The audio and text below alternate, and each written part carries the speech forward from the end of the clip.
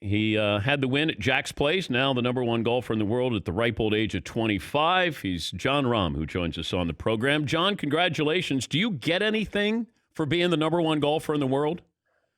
Thank you, Mr. Patrick. Big fan of the show, by the way. Do I get anything? Yeah. Well, it's mission accomplished. That's I think what you get. Nah, there's no trophy, no nothing for getting there. Like a chain that has a big number one on it. You don't get that with diamonds on it? It's I mean, I would be the first golfer to have a diamond chain, so maybe, but I think I would have to do it myself. You could pass it on to the next guy. Let's say if you weren't the number one player, then like you just pass it around. Like there should be some kind of significance there of just being the number one player. Business cards. Uh I think just the recognition of being there and seeing your name at the top of the ranking is enough for all of us. But I think you're onto something. I don't know if the chain is quite the thing we need, but I think you're onto something. If I told you a decade ago you're going to be the number one golfer in the world, what would you have said? So when I was 15, Yeah. well, I don't know what I would have said, but I would have told you if not, I was going to try. I made that deal with myself at close to that age, 13, 14, that I was going to set myself to be the best player in the world. And yeah, that was about 10, 11 years ago. So it's amazing that it's paid off. When did you know that you could be great? I wouldn't say there's been one moment. I've always been very confident in my abilities, but there's been different stages throughout my career that just make me believe more and more that I had the chance to get there, right? When I was 15, I won the Spanish under 21 championship by 6 shots. And that was one of the points where, well, I'm a little bit ahead of my age and a couple other things in Spain. Then I won the Eisenhower Trophy, the World Championship, breaking Jack Nicklaus's record. And I was like, whoa, this is, now world level. I got to number one amateur in the world. And then the last one was when I was an amateur in college, a junior in college. I finished fifth in the Phoenix Open. And that was the last straw for me to tell me, okay, you definitely have the talent. You just need to work very hard and believe that you can get there. And hopefully someday you do. What impact did Tiger have on you growing up? Big. Well, I mean, I grew up in that Tiger era, right? So I saw him win everything and every event, and the fashion he did it in. So he was a huge influence, I believe, for not only me, but a generation close to my age. I mean, you have Jordan Spieth, Justin Thomas, me, Xander Schauffele. All of us are within a year apart, and even Bryson DeChambeau, and we're all playing really good golf nowadays. So I think he started something, and all these '90s kids are now playing really good golf. I think he influenced a lot of us. But in my case, I was a little bit more influenced by Sevi and what he did in Europe. And as a Spanish player, he's kind of my idol. So still try to take and pick things from everybody, obviously. Most players your age talk about that first time they played with Tiger. What was that like? Well, the first time I played with Tiger was the singles on Sunday at the Ryder Cup. So it's not going to get much bigger than that. And I truly couldn't enjoy it because it's not like it's an individual event and I'm focused on my own thing. It's a head-to-head matchup. I have to beat Tiger. Both of us were winningless at that point in the Ryder Cup. I think I was 0-2, he was 0-3, so we both really needed a win. And yeah, I wasn't playing my best golf. I couldn't quite enjoy watching Tiger play as much as I could, just because I truly just try not to look and think about Tiger Woods in front of me, right? I just had to win my match. But when I won on 17, making birdie on 17, it's up there, one of the best moments of my life. Explain to me this Bryson DeChambeau thing, that you just swing as hard as you possibly can, John. Now, is that going to catch on? I saw where Tony Finau said, hey, I just thought, why not try to swing harder here? Well, I've spent quite a bit of time with Tony, and he's got that speed. I just don't think he thinks he could have it under control, but I think Bryson is showing him that you could. Now, I'm gonna say I think a lot of us swing as hard as we can. We just don't have that type of speed. But I think he's onto something, right? I mean, if you can have the advantage to hit it farther than anybody else and still be accurate, obviously you're gonna do it, right? I mean, if as a running back you can run faster than anybody else, you're not going to hold back, you're just going to go, right? So Yeah. if in any other sport you can get a leg up on the competition, you're going to do it. And it's very similar to Tiger when he came out in '97. He was hitting in miles past everybody and dominated the game of golf. it's tough to do it nowadays. But he's been playing really, really good golf. I know he didn't play his best last week, but he's arguably the best player post COVID. So it's impressive. Yeah, but he's hitting at 430 and 40 yards, John. Yeah, downhill, downwind. Well, but nobody else is hitting it 440 yards downhill, downwind. That is true. Yeah, he. I mean, when he won, he averaged 350 yards, which is unheard of. But crazy. Again, golf is just more than hitting it far, and I think this past week, Jack proved it. Right, you can make golf courses so difficult or set it up in a way where it neutralizes distance. It's as simple as that. I think some of the tournaments he played before, they weren't as penalizing if you missed it up the tee, and he could take advantage of those things. Not at Jack's place and not last week, and most likely not in major championship golf. But who knows? I mean, he's onto something, and what he's done is impressive. He's been working on this for 8-9 months. People have only heard about it through the pandemic, and he's been working at it hard, and to have it under control like he does, it's really impressive. It's truly a feat of athleticism and technique that not many of us thought was possible. But he's taking the game of golf to a next level. Now I do believe maybe at some point the government bodies in golf might do some changes to the equipment just so we don't see people just hitting it 400 yards and flipping wedges onto the green. I think they're going to change the ball, though, John. I could see where Augusta goes. If you're playing the Masters, you're going to play a golf ball that is, by our standards, you want to put Nike or you want to put TaylorMade or whatever you want to put on it, Callaway on there, because you run out of real estate. And I would hate to see Augusta, tighten the fairways, make it a premium of putting it in play there, but still make it a shot maker's course there. What do you think? I'm surprised they haven't done that already. I'm not going to lie. Jack has been talking about it for a while. I think Tiger's mentioned it as well. And when you have the two greatest legends in this game mention it, I'm surprised.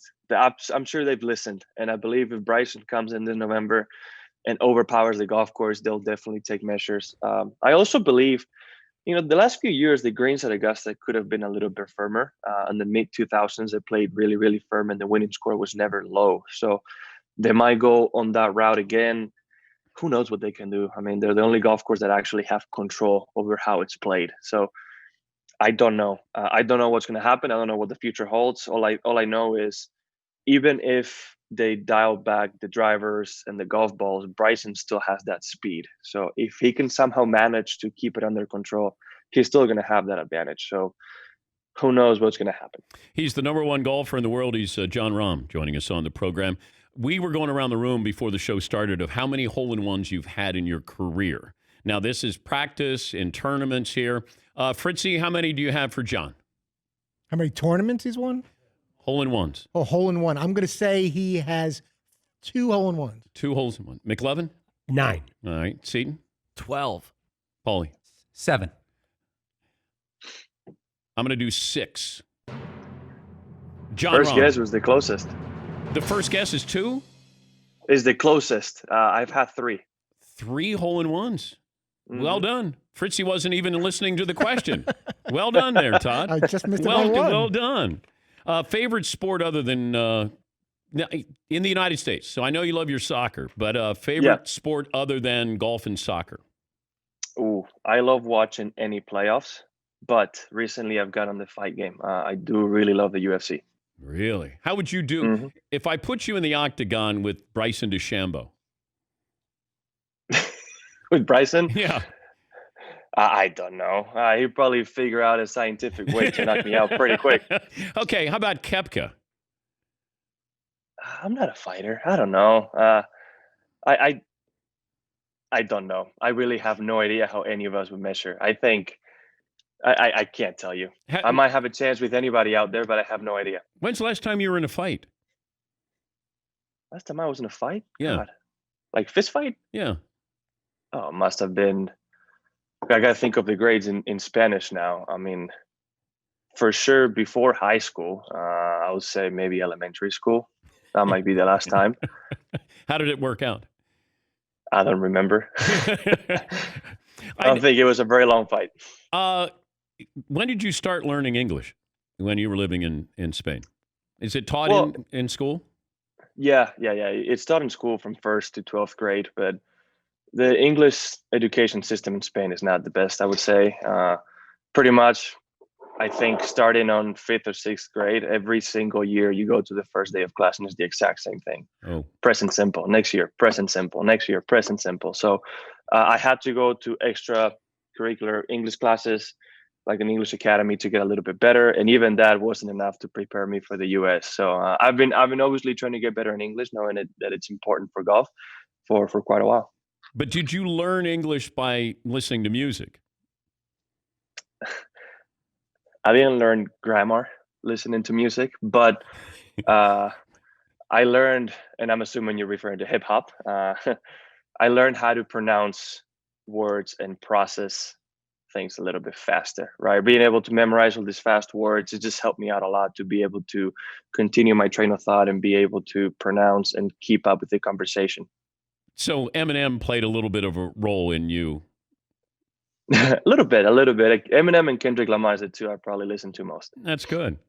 Hey, congrats there, John, and well done. Certainly with the way it ended there. When you were interviewed after that final round and you learned that they were going to probably have a 2-stroke penalty on you, like your reaction just to see it, where you're like, what? Like nobody told you in the moment that they're... And shouldn't they rule in the moment, though, John? If they see something happen, then they rule it there, because you could have played the rest of those holes differently if it was a little bit closer due to that 2-stroke penalty. Yeah, I would agree with that. Had they known they were going to give me a 2-stroke penalty, they should have notified me and Ryan as soon as they knew they were going to do it. Because when I came into scoring, there's no argument I can make to get rid of it, right? It's too late. It doesn't matter whether you give it to me or not. The outcome is done. So I think for the benefit of golf, they could have just told us earlier, just so I already have it. And I think it would have been a 2-stroke lead going to the last 2 holes. I think it would have played a little bit different. Yeah. I think you could tell Ryan was a little deflated after that chip in and 4 shots to make up in 2 holes, right? So it's difficult in the rules of golf because it also says, the penalty should be visible to the naked eye, not with an HD camera. There's been situations in golf like that before in the past, and it's complicated. But after seeing the video, yeah, it is a penalty. So I wish they would have addressed it a little bit different. And even so, if they're going to decide to tell me after the round, maybe not have it be in a live interview on national TV. Especially after I just talked about how hard my family went through, how hard of a time my family went through and all these things. And then they told me, well, go sign your car. You're getting a 2-stroke penalty. Bye. It's maybe have the rules tell me before I do my interviews so I can go in with a clearer mind instead of just getting shocked at the moment, right? But again, they're going to do what they think is best. It's an uncomfortable, awkward situation to go through. Yeah, that was it. It was painful to watch because you're finding that out in real time. And then you mentioned that you've lost some people in your family due to complications with COVID. I mean, it was a powerful interview, and it was live. So we're seeing, usually when you get together with a press conference, you got time to collect yourself. That was right off the course. You just say goodbye to Jack Nicklaus. You're walking over and boom. And that was a real moment. That's tough to watch. It is what it is, though. It's the rules for golf are very clear, and it's what it is. Yeah, but even talking about your family, though, and how important was. I mean, that's raw emotion there, too, that you lost 2 people in your life close to you. And, True. And for people listening, they didn't die because of COVID, but they were both older and being basically quarantined, closed down in nursing homes, not being able to see anybody, barely able to talk on the phone. It's taxing mentally. It takes a toll on you mentally, and it makes me glad to know that my grandma, so my mom's mom, the one that spent the most amount of me besides my parents growing up and taught me so many things. I have so many good memories with her. Was able to see me and my wife get married in Spain. She was also able to see her first great grandchild be born because my brother had his first daughter 3-4 weeks ago. So at the same time, we have a lot of things to be happy about. So but still, it shows that the virus is affecting all of us, I think, in more than just one way. It can affect you more than just physically, right? The situation is tough for a lot of people struggling. So just be mindful that whatever I accomplish the other day, winning a tournament, being number one in the world, is secondary to all of those things. And that's the point I was trying to make across. So yeah, I put my heart out, and to get the news of the penalty was maybe not the best timing, but still, with penalty, no penalty, I still mean every word I said, and my family is still the most important thing to me. So again, like I said, at that point, the penalty is secondary. Well said, John. And congratulations. Hope to have you back. And thanks for joining us. My pleasure. Thank you very much. That's John Rahm, new number one player in the world.